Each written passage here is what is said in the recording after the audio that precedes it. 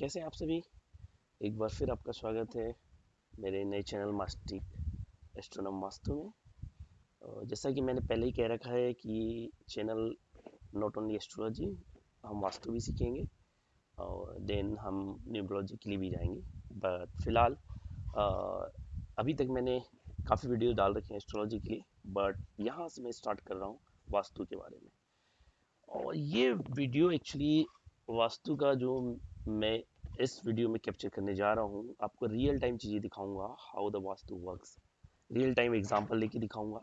And then मैं बात करूंगा कि वास्तु रिलेटेड क्या क्या चीज़ें मैं आपके लिए एज अ कंटेंट लेके आऊँगा, और उसके बाद आपको अगर कोई इश्यूज हैं उसको रिजॉल्व करूँगा from beginning, from what I will say. अगर आप किस चीज़ को परचेस करने जा रहे हो, चाहे वो फ्लैट हो या घर हो या कोई ज़मीन हो, तो उसके निरीक्षण से आपके आप कैसे आइडेंटिफाई करेंगे कि पर्टिकुलर ज़मीन जो खरीदने जा रहे हैं, लैंड जो खरीदने जा रहे हैं आप, वो आपके लिए कितनी यूज़फुल है, कितनी सौभाग्यशाली है। उसको खरीदने के बाद आपकी लाइफ में क्या पॉजिटिव चेंजेस आएंगे, नेगेटिव चेंजेस आएंगे, क्या वेल्थ लेके आ रही है, या फिर उससे आपके चिल्ड्रंस का फ्यूचर कैसा रहेगा। ये सारी चीज़ें इम्पेक्ट करती है, डेफिनेटली करती है। मैं अभी आपको रियल टाइम एग्जांपल देके दिखाता हूँ कि how it works, and then from वहाँ से लेके मैं पूरे घर का वास्तु, आइदर आप रह रहे हैं फ्लैट्स में, आप रह रहे हैं हाउस में, रो हाउस में, आपका खुद का घर है, नीचे है, स्टोरेज है, सारी चीज़ों को हम डिस्कस करेंगे। किस पर्टिकुलर डायरेक्शन में मंदिर नहीं होना चाहिए, जनरली स्टेयरकेस के इशूज आते हैं, किचन के इशूज आते हैं, हॉल नहीं होना चाहिए या फिर पूजा रूम होना चाहिए तो कैसे होना चाहिए, और किस पर्टिकुलर डायरेक्शन में जब हम ट्रीज लगाते हैं तो उसके क्या एडवांटेजेस हैं, कौन सी ट्रीज नहीं लगानी चाहिए, हाउस का किस पर्टिकुलर पार्ट को हाइट कम ज़्यादा होना चाहिए, वो सारी चीज़ें वन बाय वन में डिस्कस करूंगा। बट उसके पहले मैं एक आपको रियल टाइम एग्जांपल देना चाहता हूँ, जिसमें आपको मैं प्रूव करके दिखाऊंगा कि वास्तु रियली में वर्क करता है। चलिए, अ, हम बात कर रहे हैं काकिनी विचार के लिए बारे में। और काकिनी विचार हम यूटिलाइज करते हैं जब बेसिकली आप एक सोसाइटी में रहते हैं। अब उस सोसाइटी से आपके जॉब चेंज हुआ, या आप मूव हो रहे हैं किसी दूसरी सोसाइटी में, या फिर उस पर्टिकुलर एरिया में मूव हो रहे हैं, या आपने नया जगह परचेज किया, हाउस या घर बना रहे हैं, या फिर मान लीजिए कि आप वहाँ अब लाइफ टाइम के लिए जा रहे हैं, या फिर आप करेंटली जिस घर में रह रहे हैं, किस पर्टिकुलर एरिया में रह रहे हैं, वो सारी चीज़ हम डिस्कस करेंगे। और वो आपके जीवन में वेल्थ को कैसे लेके आएगा, वेल्थ आपका लॉस करेगा, आपके एक्सपेंडिचर बढ़ाएगा, उस पर्टिकुलर लोकेशन में रहने की वजह से आपके वेल्थ पे क्या इम्पेक्ट होगा। क्योंकि आज की लाइफ स्टाइल ऐसी हो गई है कि डेफिनेटली पैसा एक one of the demanding thing है। एवरी वन वांट कि वो मनी अर्न करे, और जिस हाउस में भी रहे वो उसके लिए वेल्थ लेके आए। तो हम बात करते हैं काकिनी विचार के बारे में। और काकिनी विचार में बेसिकली हम 8 वर्क्स लेते हैं। आपको मैं इमेज भी शो कर रहा हूँ। तो इस इमेज में आप देख सकते हैं अपने पास 8 वर्ग हैं। ए वर्ग, के वर्ग, सी एच वर्ग, टी वर्ग, ट वर्ग, एंड पी वर्ग, एंड वाई वर्ग, and the last one S H वर्ग। तो इन वर्गों को हम क्लास भी कहते हैं। और आपने देखा होगा कि इन वर्गों के आगे मैंने अल्फ़ाबेटिकल लिख दिया है कि ये वर्ग में आप बेसिकली कौन से कैरेक्टर्स लेने हैं। अब मान के चलते हैं कि आपका मैं रिफ़र कर रहा हूँ यहाँ नेटिव जातक हम ले रहे हैं, जिसके भी बारे में सोच रहे हैं। तो लेट्स सपोज आपका नाम आता है प्रेम। मैंने एग्जांपल लिया है प्रेम, का नाम है प्रेम। तो ये कौन से वर्ग में बिलोंग करेगा? 6 वर्ग, राइट, पी वर्ग। तो हमको अब कैलकुलेट क्या करना है, इसके हिसाब से हमें कैलकुलेट करना है। मैं फार्मूला बताता हूँ कैसे करना है। दूसरा, हमने एड्रेस लिया है, first country city, country society, ज्ञान सागर रोड मुंबई, लेट्स सपोज ये एड्रेस है। तो हमको यहाँ पहली चीज़ तो जैसे मैंने बोला, आपको क्या चूज़ करना है, आपको सोसाइटी नहीं चूज़ करना है, आपको अगर किसी बिल्डिंग में रहते हैं उसका नाम चूज़ नहीं करना है, आपको अपार्टमेंट नहीं चूज़ करना है। आपको यहाँ यदि कोई रोड है, जैसे कि यहाँ ज्ञान सागर रोड है, तो ये ज्ञान सागर रोड को लेंगे, या फिर कोई विलेज है तो उसका नाम ले सकते हैं,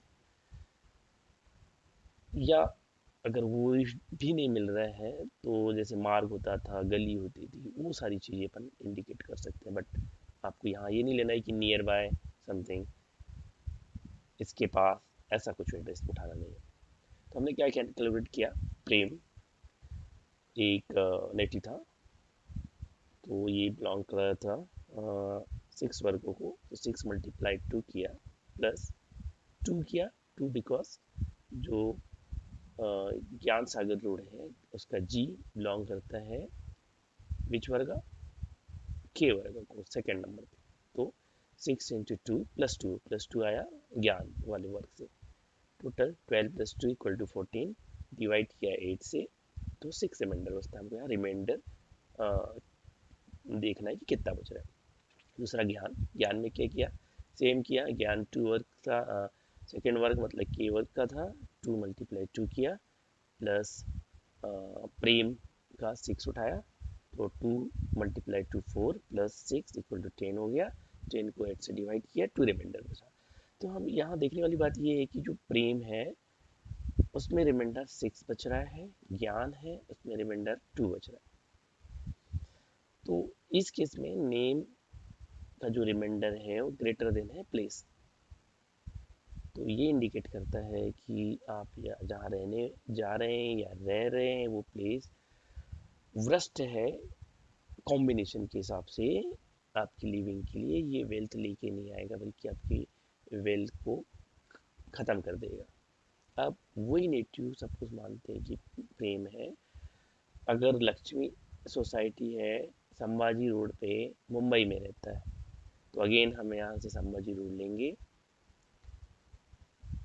तो संभाजी का एस ये 8वें वर्ग को बिलोंग करता है, एंड इन प्रेम अगेन 6, सो 6 × 2 किया, प्लस 8 किया, टोटल 20 आया। और लक्ष्मी जो प्लेस है उसका 8 × 2 किया, प्लस 6 किया, प्लस 6 प्रेम से लेके आया, राइट, तो 22 आया।